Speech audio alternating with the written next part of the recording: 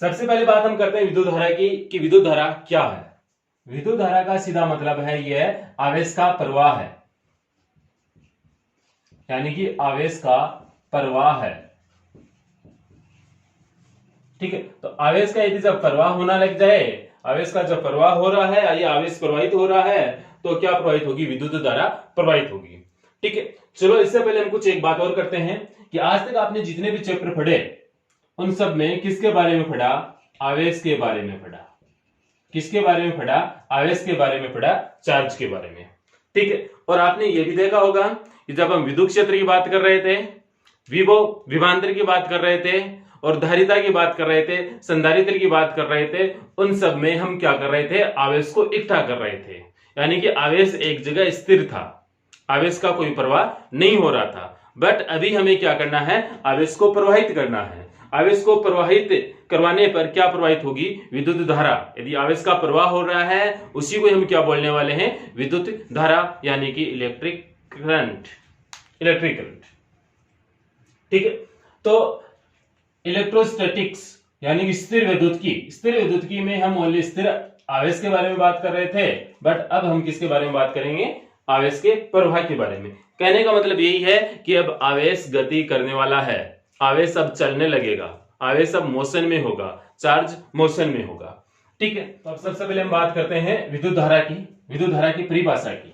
तो इसकी हम परिभाषा लिख रहे हैं कि विद्युत धारा की परिभाषा क्या है। तो यहां पर देखें आप, चालक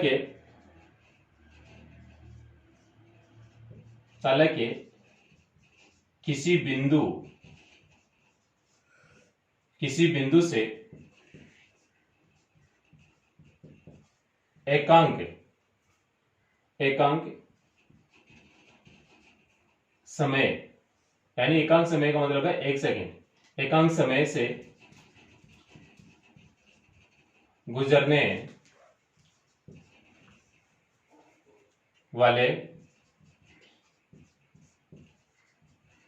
आवेश, एकांक यानी चालक के किसी बिंदु से एकांक समय में गुजरने वाले आवेश को विद्युत धारा कहते हैं। ठीक, तो देखें विद्युत धारा, आपके पास मान लीजिए कि कोई चालक है, ये चालक मान लीजिए, ठीक है, और इस चालक में कोई एक बिंदु डिफाइन कर लीजिए, और उस बिंदु से कितना आवेश गुजर रहा है, प्रति सेकंड कितना आवेश गुजर रहा है। ठीक है, जितने आवेश की मात्रा गुजर रही है उसी मात्रा को ही हम क्या बोलने वाले हैं? विद्युत धारा। अब देखें, यदि किसी काट क्षेत्रफल से डेल क्यू आवेश डेल टी समय में गुजरता है तो औसत धारा यानी कि आई एवरेज, तो I average is equals to, यानी कि प्रवाहित आवेश बटा समय, जितना समय लग रहा है। ठीक है, तो I average is equals to प्रवाहित आवेश कितना है? डी क्यू आवेश है, ठीक है, डेल क्यू आवेश है, और कितना समय लग रहा है? Del T. तो औसत धारा का ये वाला फॉर्मूला आपके पास में आ गया। ठीक है, तो I average equals to del Q upon del T. अब यदि हम तात्क्षणिक धारा की बात करें, ये कौन सी धारा है? औसत धारा। यदि हम तात्क्षणिक धारा की बात करें, तात्क्षणिक धारा, तो तात्क्षणिक धारा का मतलब यह है कि क्षण किसी चालक के किसी बिंदु से कितना आवेश गुजर रहा है। ठीक है, तो इसको हम किससे डिनोट करेंगे? इसमें सबसे पहली बात यह है कि del T tends to zero, तब आपकी जो तात्क्षणिक धारा है या औसत धारा है आई एवरेज, यहां पे हम लिमिट ये ले लें, limit del T tends to zero is equals to limit del T tends to zero del Q upon del T. ठीक है, तब ये तात्क्षणिक धारा में कन्वर्ट हो जाएगी आई, तो आई इज इक्वल्स टू और इसकी क्या बन गई dq अपॉन dt, यानी कि अब इसको हम किसके रूप में लिख रहे हैं, अवकलन के रूप में लिख रहे हैं। एक चीज और, अब मान लीजिए औसत धारा और तात्क्षणिक धारा में अंतर क्या है। जैसे मान लीजिए हमारे पास में कोई एक वायर है, ये वायर है आपके पास में, ठीक है, तार है, और इस तार में से हम ये देख रहे हैं कि 0 सेकंड से लेकर इसमें 10 सेकंड तक 10 सेकंड तक 0 सेकंड से लेकर 10 सेकंड तक यदि इसमें से 5 कूलम आवेश गुजर रहा है, ठीक है, तो इसकी औसत धारा कितनी हो जाएगी, तो I average is equal to कुल आवेश कितना गुजरा 10 सेकंड में 5 कूलम, तो 5 अपॉन समय कितना लगा 10, यानी कि 1/2। क्या है 1/2, आवेश कूलम और नीचे क्या समय यानी कि सेकंड, कूलम बटा सेकंड, यानी इसको हम क्या बोलेंगे एम्पीयर बोलेंगे।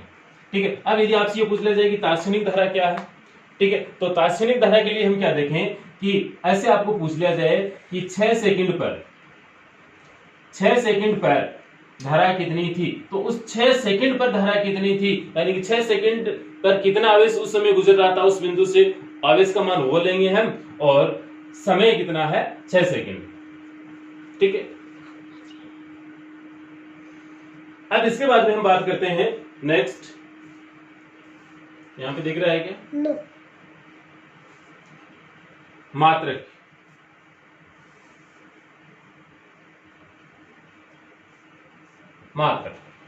ऐसा ही मात्रक, विद्युत धारा का ऐसा ही मात्रक। तो यहां पर आप पहले सूत्र देखें, dq अपॉन dt या आवेश बटा समय, तो आवेश का मात्रक क्या है कूलम,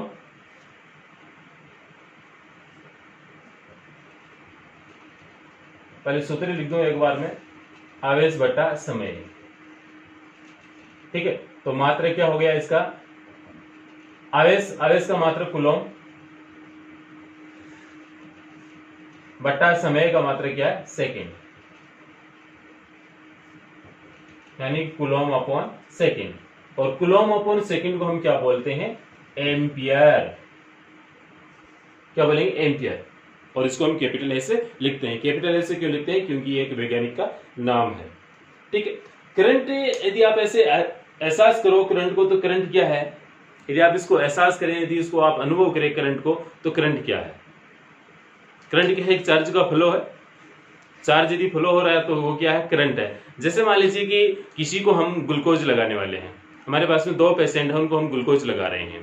ठीक है, एक को यदि हम ग्लूकोज जल्दी जल्दी लगा दें और एक को ग्लूकोज हम धीरे धीरे लगा दें, ठीक है, यदि एक को हम ग्लूकोज उसकी स्पीड ज्यादा कर दी, आपने स्पीड ज्यादा कर दी, ठीक है, तो उसमें उसको चक्कर आने लगेंगे, ठीक है, क्योंकि वो इतनी एनर्जी सहन नहीं कर पाएगा, और दूसरे को हम आसानी से आराम से दे रहे हैं, धीरे धीरे उसको ग्लूकोज चढ़ा रहे हैं, ठीक है, तो वो आराम से सहज महसूस करेगा।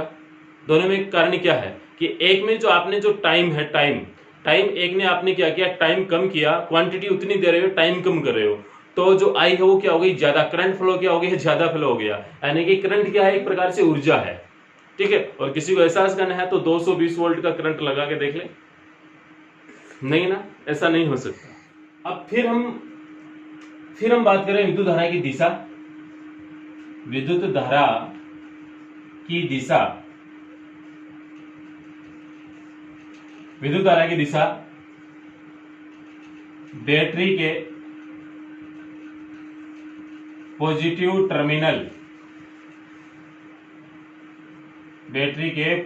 टर्मिनल से नेगेटिव टर्मिनल की ओर, तब बाह्य परिपथ,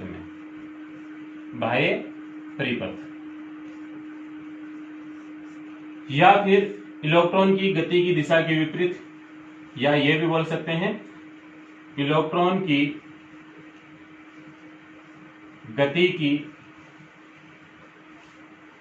दिशा के विपरीत,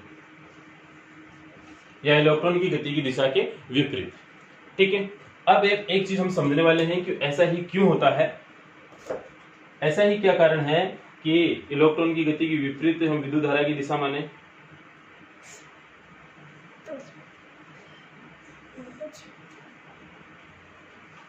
तो आप देखें, हमारे पास में मान लीजिए कि कोई एक कंडक्टर है, ये कंडक्टर, और इस पर हम एक बैटरी जोड़ देते हैं, ये माइनस और ये प्लस। अब देखें ये चालक है, तो चालक में क्या होंगे, चालक में क्या होंगे, मुक्त इलेक्ट्रॉन। चालक में क्या होते हैं, मुक्त इलेक्ट्रॉन। तो यहां पर इसके पास में क्या है, मान लीजिए कि कोई एक मुक्त इलेक्ट्रॉन है, ठीक है। वैसे हम जानते हैं कि आवेश दो प्रकार के होते हैं। एक चीज और समझनी पड़ेगी पहले आपको, आवेश दो प्रकार के होते हैं, पॉजिटिव एंड नेगेटिव, पॉजिटिव और नेगेटिव, ठीक है। अब यहां पर बैटरी का पॉजिटिव टर्मिनल है, यहां पर बैटरी का पॉजिटिव टर्मिनल है, तो ये पॉजिटिव टर्मिनल, ये बैटरी का प्लस क्या करेगा, इस इलेक्ट्रॉन को अपनी ओर आकर्षित करेगा। क्यों, क्योंकि इलेक्ट्रॉन पे क्या होता है, नेगेटिव चार्ज होता है, तो ये माइनस को ये प्लस अपनी ओर क्या करेगा, आकर्षित करेगा, ठीक है। तो ये इलेक्ट्रॉन इधर जा रहा है और विद्युत धारा की डायरेक्शन क्या है, इधर। तो हम ये लिख रहे थे ना, इलेक्ट्रॉन की गति की दिशा की विपरीत है, किसकी दिशा, विद्युत धारा की दिशा। तो विद्युत धारा ऐसे जा रही है और इलेक्ट्रॉन इस वायर में, इस कंडक्टर में किस प्रकार से गति करेंगे, इस प्रकार से गति करेंगे। फिर हम बात करते हैं विद्युत धारा सदिश राशि है या अदिश राशि है। सदिश या अदिश, ठीक है। विद्युत धारा सदिश राशि है या अदिश राशि है, तो इसका सीधा आंसर है विद्युत धारा एक अदिश राशि है। विद्युत धारा एक अदिश राशि है। क्यों, क्यों का कारण यह है कि आपको सदिश और अदिश दोनों के बारे में देखना पड़ेगा। एक बार आप इसको लिखने के लिए, थोड़ा सा समझने के लिए इसका एक स्क्रीनशॉट ले लीजिए, ठीक है।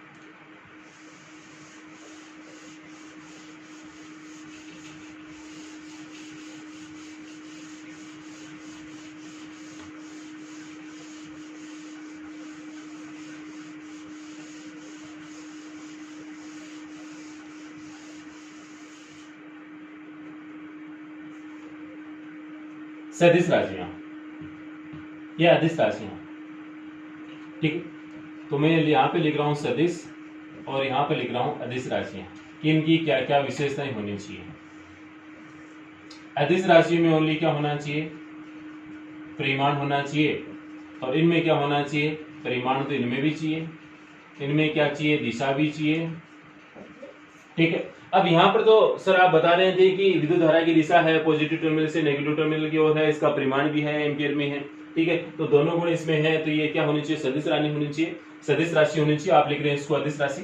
तो यहाँ पर देखें आप, हमारे पास में एक वायर है ये, और इस वायर को मैंने इस प्रकार से एक दूसरे वायर से इस प्रकार से कनेक्ट कर रखा है, और फिर इनको एक इधर इस प्रकार से एक तीसरे तार में कनेक्ट कर रखा है, ठीक है। अब हम क्या कर रहे हैं, इस वायर में इधर से 2 एम्पियर की धारा प्रवाहित कर रहे हैं और इधर से इसमें 4 एम्पियर की धारा प्रवाहित कर रहे हैं। ये दोनों धाराएं जाकर यहाँ पे मिली और मिलकर फिर इस तार में जाएंगी। अब आपको पता चल रहा है कि इधर कितनी धारा जाने वाली है, तो आपका आंसर होगा कि सर 6 एम्पियर, ठीक है। अब यहाँ पर ये दोनों है आसानी से जुड़ गई, तो क्या इन दोनों को जोड़ने पर इन दोनों के बीच का कोण आपको देखना पड़ा, बीच का एंगल आपको देखना पड़ा, देखना पड़ा क्या, नहीं देखना पड़ा, ठीक है। इसको दूसरे वे में यदि हम इस प्रकार से देखें कि ये 2 एम्पियर है, वो मान लीजिए आप ऐसे ला रहे हो, 2 एम्पियर ऐसे ला रहे हो, और ये 4 एम्पियर है वो आप ऐसे ला रहे हो, और ये इधर तीसरा वायर आपने जोड़ दिया, तो अब तीसरे वायर में कितनी धारा जाएगी, 6 एम्पियर जाएगी। तीसरे वायर में कितनी जाएगी, 6 एम्पियर जाएगी, ठीक है।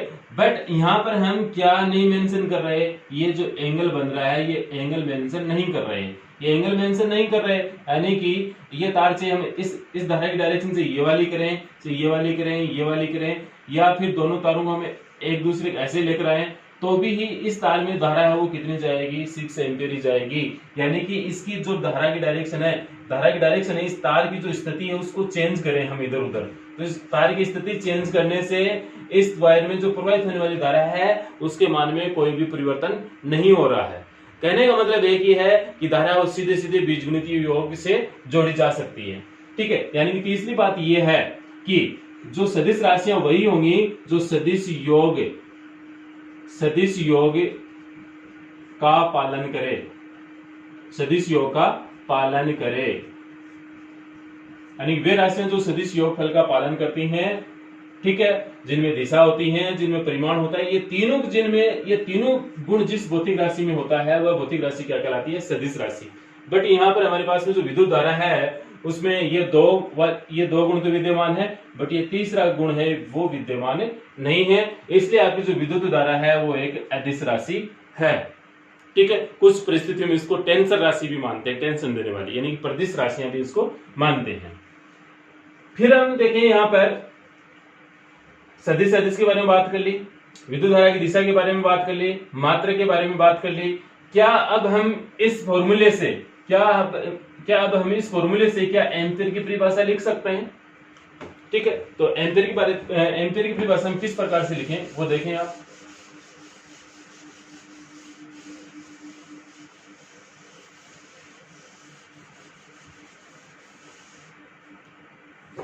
ठीक है, यानी विद्युत धारा I is equal to dq upon dt, यानी कि dq अपॉन dt यानी कि इसको d अपॉन dt। ठीक है, ये प्रवाहित दर है, प्रवाहित होने की दर है। किसके प्रवाहित होने की दर है? आवेश के प्रवाहित होने की दर है। यानी कि विद्युत धारा की सिंपल परिभाषा एक और लिख सकते हैं कि आवेश प्रवाह की दर, आवेश प्रवाह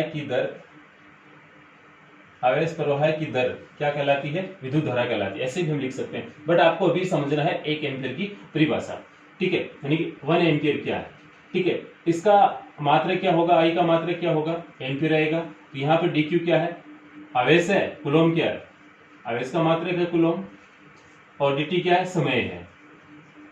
ठीक है, यदि इसका मान मैं 1 कर दूं, 1 कूलम कर दूं, समय का भी मान कितना कर दूं? 1 कूलम कर दूं, ठीक है, तब आपके पास में दोनों का जो रिजल्ट आएगा वो कितना आएगा? 1 एम्पीयर आएगा। ठीक है, कहने का मतलब है आपके पास में जो आई है वो कितना आएगा? 1 एम्पीयर आएगा। ठीक है, तो आप इसकी परिभाषा कैसे लिख सकते हैं? यहाँ पे स्टार लगा के लिख सकते हैं आप, यदि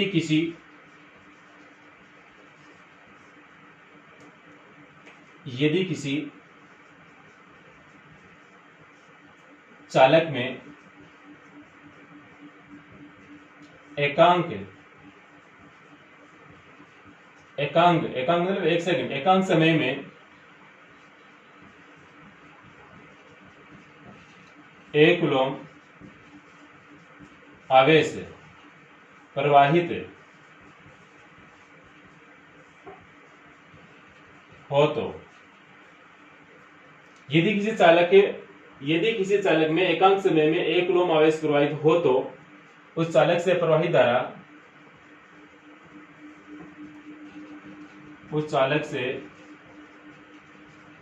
प्रवाहित धारा 1 एम्पीयर होगी।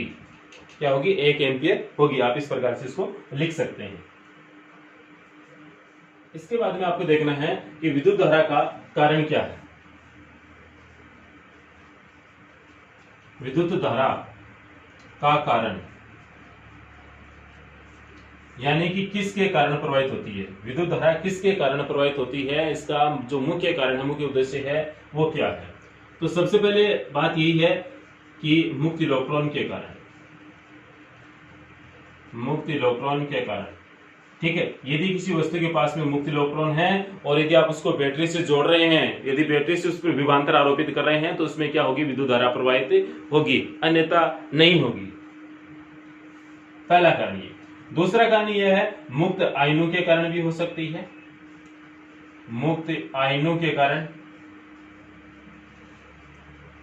कारण भी होती है। ठीक है, अब एक चीज और, ये जो मुक्त इलेक्ट्रॉन होते हैं वो किसके पास होते हैं? चालक के पास में होते हैं। ठीक है, अर्धचालक के पास में नहीं होते हैं मुक्त इलेक्ट्रॉन। क्या होते हैं? ठीक है, कुछ कम होते हैं, और एक आपके पास में कुचालक। ठीक है, चालकों के पास में मुक्त इलेक्ट्रॉन होते हैं, तो चालकों में विद्युत धारा प्रवाहित होती है। किसके कारण चालकों में विद्युत धारा प्रवाहित होती है? किसके कारण? तो आपका आंसर रहेगा मुक्त इलेक्ट्रॉन्स के कारण। ठीक है, दूसरा कारण ये है, दूसरी बात यह कि अर्धचालकों में विद्युत धारा प्रवाहित होती है, तो किसके कारण? तो किसके कारण? इसका कारण क्या है? इलेक्ट्रॉन व होल्स। ठीक है, इलेक्ट्रॉन व होल्स इन दोनों के कारण अर्धचालकों में विद्युत धारा प्रवाहित होती है।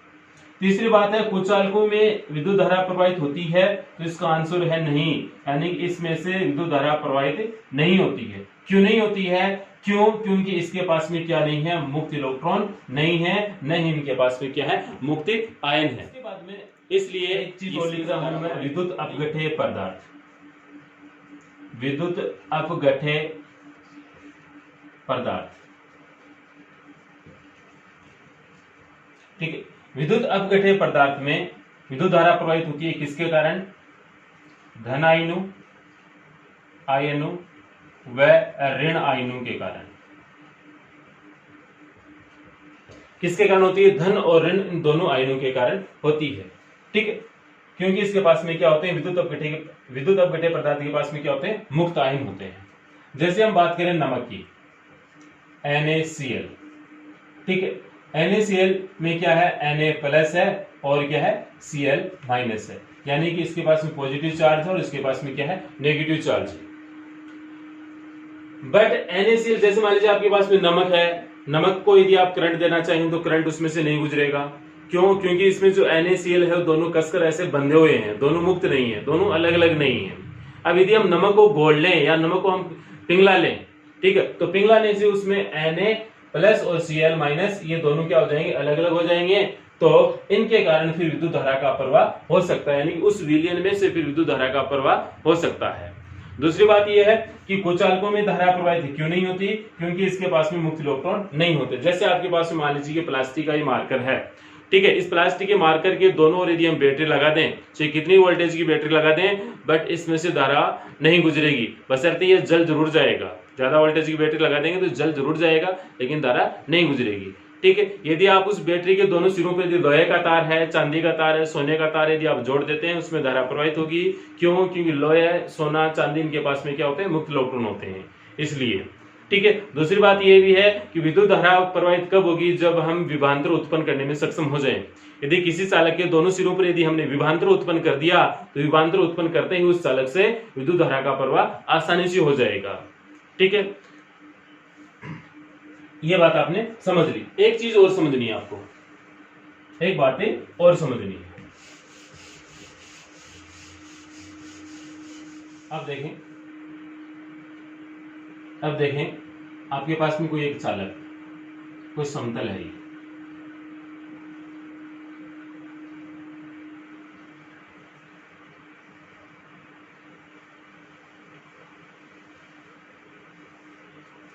ये आपके पास में कोई समतल है, इसका समतल 1 नाम दे दो इसको हम। ये आपके पास में समतल क्या है, 2 है, और ये आपके पास में समतल क्या है, 3 है, ठीक है। इसका अनुप्रस्थ काट क्षेत्रफल क्या है, भिन्न भिन्न है। इसका अनुप्रस्थ काट क्षेत्रफल इतना है, और इसका अनुप्रस्थ काट क्षेत्रफल ये है, और इसका अनुप्रस्थ काट क्षेत्रफल क्या है, ये है। अब इधर से यदि आप इसमें से धारा प्रवाहित कर रहे हैं, इसमें यदि आप I धारा प्रवाहित कर रहे हैं, तो इसमें भी जो प्रवाहित होने वाली धारा क्या होगी, I होगी, और इसमें से भी जो प्रवाहित होने वाली धारा है वो क्या होगी, I होगी। अतः किसी समतल से गुजरने वाली जो धारा है उसके अनुप्रस्थ काट क्षेत्रफल पर निर्भर नहीं करती है, यानी कि सभी समतलों से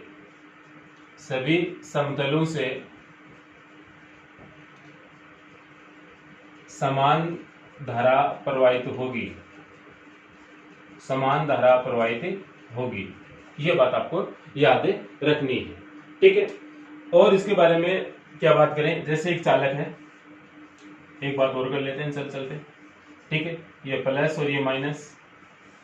अब यहां पर क्या है, उच्च विभव है, और यहां पर क्या है, निम्न विभव है, ठीक है। तो उच्च विभव और निम्न विभव, तो ये इस चालक तार को मैंने यहां से जोड़ दिया, तो यहां पर जितना विभव है उतना ही विभव इस पॉइंट पर है, और यहां पर जितना विभव उतना इस पॉइंट पर है। यानी इधर तो विभव क्या है, 50 वोल्ट है, तो इधर विभव क्या होगा, कम, मान लीजिए कि 0 मान ले, ठीक है। तो चालक के दोनों सिरों पर क्या उत्पन्न हो गया, विभवांतर उत्पन्न हो गया। तो विभवांतर उत्पन्न होगा, तो इसमें जो मुक्त इलेक्ट्रॉन है वो इस प्लस की ओर क्या होंगे, आकर्षित होंगे, इस प्लस की ओर आकर्षित होंगे। तो विद्युत धारा कैसे प्रवाहित होगी, ऐसे प्रवाहित होगी, ठीक है।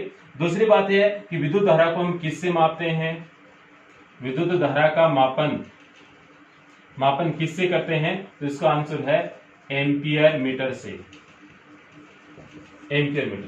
एम्पियर मीटर को परिपथ के कौन से क्रम में लगाते हैं?